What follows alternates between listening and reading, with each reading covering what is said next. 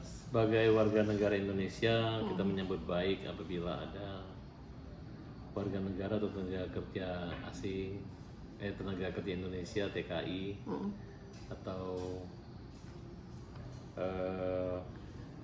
siapa saja yang bisa sukses di luar, apalagi sukses di Indonesia. Nah ini kalau Korla ya, yang pertama kita harus lihat dulu status sosial daripada orang yang populer itu, apakah dia seorang laki-laki atau dia seorang perempuan atau transgender ya. Nah kemudian apakah figurnya itu sudah sesuai dengan tata krama Indonesia atau tidak, karena menyangkut orang yang sudah belasan tahun tinggal di luar negeri, yang dimana dia mendapat perlakuan yang istimewa, bisa bekerja dan tinggal permanen ya, residen permanen visanya. Nah sehingga dia yang lebih dari 3 tahun aja bisa menetap, tidak diusir. Bahkan kalau warga negara asing tinggal di Jerman lebih dari 3 tahun, apalagi sampai 15 tahun, mereka tidak mendapat pekerjaan, mereka akan dibantu oleh negara untuk mendapatkan pekerjaan, akan tunjangan sosial, jaminan sosial. Nah kemudian apabila mereka bekerja tentu membayar pajak, sangat ketat pajak di sana, apalagi di sebuah perusahaan McDonald namanya. Jadi nggak ada alasan bagi orang yang mengakalin bahwa di sana akan dibantu masalah keringan pajak, itu nggak ada. Keringan pajak itulah ada tuna wisma dan tuna karya. Orang yang tidak bekerja, orang nggak punya rumah itu dapat keringanan dalam hal pajak, bahkan dibantu. Tapi itu ada syaratnya beberapa tahun. Mungkin prestasi ini namanya bukan di keahlian tapi di media sosial. Mungkin satu anugerah juga orang bisa menjadi terkenal, populer hingga mendapatkan uang gitu. Yang menjadi persoalan kami melihat di sini ada satu gerakan budaya sosial yang tidak sesuai dengan tata krama Indonesia. Kita melihat satu, pertama menjadi iklan disco. Yang menurutnya disco itu bukan budaya Indonesia. Nah kemudian kan ini kan baru mengalami pandemi yang dimana tidak ada perkumpulan, itu mereka melakukan satu keonaran, satu perkumpulan yang pastinya berbau whisky, alkohol dan lain sebagainya gitu. Nah, kemudian menyangkut beberapa tampilan di media sosial menggunakan pakaian yang tidak wanita banget gitu. Mungkin pakaian wanita tapi hanya laki-laki yang, sehingga ketika saya mengatakan bahwa ketika saya memprotes mamang-mamang itu jangan dipanggil bunda, kira-kira seperti itu, karena bunda itu kan unsurnya jelas buat seorang laki-laki, seorang perempuan yang punya etika kebundaan gitu. Kalau misalnya dia menggunakan aksi porno pakaian, pornografi maupun porno gerakan, itu nggak pantas dipanggil bunda gitu, cukup aja panggil mamang atau ya kira-kira namanya saja, itu menurut saya.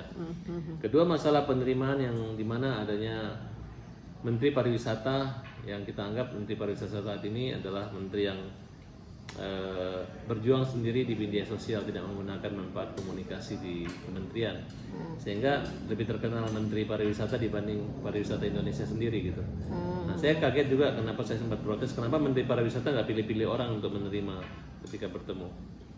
Jangan sampai gerakan ini akan membuat banyaknya anak-anak muda Indonesia ingin memotong burungnya kemudian menjadi perempuan dengan berpakaian perempuan, kan kira-kira seperti itu. Transgender maupun ini kan menjadi satu promosi yang menurut saya agak bertentangan dengan nilai-nilai kesusilaan, kenormalan sosial yang ada di Indonesia. Nah, oleh karena itu kita menegur keras saudari Korla yang secara vulgar dalam tata krama kalimat, ya, termasuk menyebut kalimat-kalimat yang berbau alat kelamin laki mau perempuan, kemudian kata-kata binatang dan lain sebagainya. Itu menurut saya itu bukan pembelajaran yang baik buat seni budaya bangsa Indonesia gitu. Kita harus berperilaku bangsa, bukan berperilaku bangsat. Nah kemudian itu aja dari kita, sehingga memang tanpa terasa dia bisa menghipnotis, menghibur semua masyarakat, tapi lebih banyak dampak positif negatifnya. Memang semua kalau yang jorok-jorok itu, mau telanjang, mau kata-kata yang kotor, macam itu lucu dan menyenangkan, tapi ada aturan agama, ada aturan sila dan sosial maupun hukum yang melarangnya gitu. Jadi mohon buat teman-teman, bukannya kami menjadi pahlawan kesiangan, tapi ini harus kita lakukan, karena kalau kita tidak lakukan lagi, siapa lagi membela anak-anak kecil, orang-orang muslim, orang-orang yang timur yang masih punya tata krama dan kesusilaan dan kepantasan dan kepatutan. Nah, oleh karena itu, kalau kita minta kemarin agar Kuala pulang saja ke Jerman, silakan kalau dia mau main di media sosialnya orang Indonesia yang punya tingkat kepedulian tinggi, masih suka yang begitu-begituan, silahkan aja, termasuk menterinya maupun presiden menonton, silahkan, kita nggak larang. Kita nggak minta diblokir akun Instagramnya, karena ya namanya bebas merdeka. Tapi selama dia masih di bumi Indonesia, masih menggunakan perizinan, kita minta pihak imigrasi juga untuk mengecek apa izin tinggal usahanya dia di sini gitu, apakah bisa melakukan seperti itu. Komisi penyiaran juga maupun pihak kepolisian untuk berkoordinasi gitu. Karena yang menyangkut dengan contohnya ada saya lihat ini kan, ini kan yang begini-begini menurut saya ya, walaupun seksi tapi tetap aja tata krama, makanya harus jelas jenis kelaminnya. Nah, kita mewakili beberapa teman-teman dari LSM Hajar, kita minta supaya polisi mengambil tegas tindakan ini gitu, karena nanti akan membuat kegaduhan dan akan membuat, jangan kaget ya kalau nanti banyak anak-anak laki-laki pengen dipotong burungnya kemudian mau pakai baju perempuan biar terkenal seperti Mamang Laporan, kira-kira seperti itu. Nah, jadi kita berharap mudah-mudahan tolong dimengerti lah, jangan hanya mencari iklan semata untuk publikasi produk jualan dan membuat satu kehebohan. Masih banyak yang bisa kita manfaatkan dengan cara euforia seperti ini, sehingga membuat bangsa kita ini menjadi bangsa yang tidak berkelas. Karena menurut saya kelas itu bukan berarti seenaknya gitu. Dan kedua, lihat dulu tamu kita ini siapa gitu. Ya kalau misalnya apa ya, kalimat itu memang LGBT atau bencong itu tidak beranak, tapi mereka beranak pinak kan, kira-kira begitu. Mungkin tidak melahirkan lah, tapi akan lahir-lahir bibit-bibit LGBT maupun bencong-bencong baru gitu. Apakah kita akan mau seperti itu? Nah, oleh karena itu kita menolak tegas kegaduhan dan aksi porno yang dilakukan oleh mereka-mereka ini, dan ini adalah bagian dari anak negeri untuk mencegah jangan sampai itu membudaya gitu. Hiburan yang wajar-wajar saja gitu. Kita masih banyak pelawak-pelawak yang nggak kayak gitu-gitu amat tapi bisa terhibur. Tapi Bang, dia kemarin baru konser nih Bang, seharga 300.000 untuk menghibur. Menurut Abang pribadi gimana sih Bang? Ya, itu rezeki orang, nggak masalah kita. Nggak masalah. Mau dia konser selama dia menggunakan pakaian sopan dengan kalimat-kalimat kata-kata itu nggak ada masalah.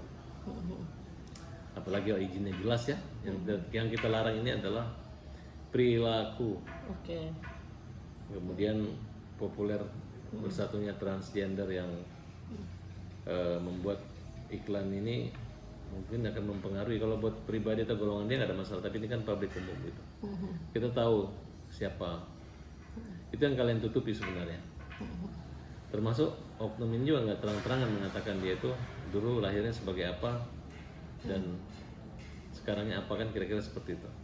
Sini kita mulai mengajak, kita jujurlah, kemudian ya kalau memang jadi perempuan yang benar aja gitu, yang baik cara berpakaiannya. Jangan karena laki-laki boleh buka dada karena merasa pernah jadi laki-laki sehingga bebas buka dada. Ini kan bukan obrolan laki-laki, ini udah obrolan namanya media sosial. Soalnya kalian udah nyerempet ke budaya, karena ini menjadi gerakan massa yang menjadi terhipnotis seluruh rakyat menjadi selebritis. Ya tolong jadilah selebritis atau artis yang tidak melanggar norma undang-undang, norma kesusilaan dan kepantasan. Itu aja pesan dari kami, sehingga kalau dalam waktu 7 hari oknum Mang Carlo ini tidak meminta maaf dan merubah gaya penampilannya di Indonesia, kami akan membuat satu laporan pengaduan ke pihak yang berwajib maupun ke imigrasi Indonesia. Terakhir Bang, soal visa itu yang Abang tahu apa sih Bang? Ya setahu saya kalau visa itu kan memang ada waktu tinggalnya. bayar Dari pajak awalnya gitu-gitu bang. dikasih 30 hari, 60 hari. Mm-mm. Bahkan kalau mungkin bisa menetap lebih dari 3 tahun mungkin dikasih bisa tetap ya. Mm-mm. Ya mungkin bisa juga dia beralih warga negara gitu. Dan harus bayar Dan pajak. tidak ada kesulitan karena untuk memperpanjang paspor Indonesia yang mereka miliki dapat diperpanjangkan di Jerman. Di sana ada atasé imigrasi. Nah, jadi tidak ada kesulitan warga Indonesia selama bisa berkarya dan bersaing di Jerman untuk melakukan itu. Tidak ada alasan bahwa di Jerman dia miskin, nggak ada orang miskin di Jerman. Orang miskin itu yang nggak bekerja dan ditinggal dibiayai oleh negara.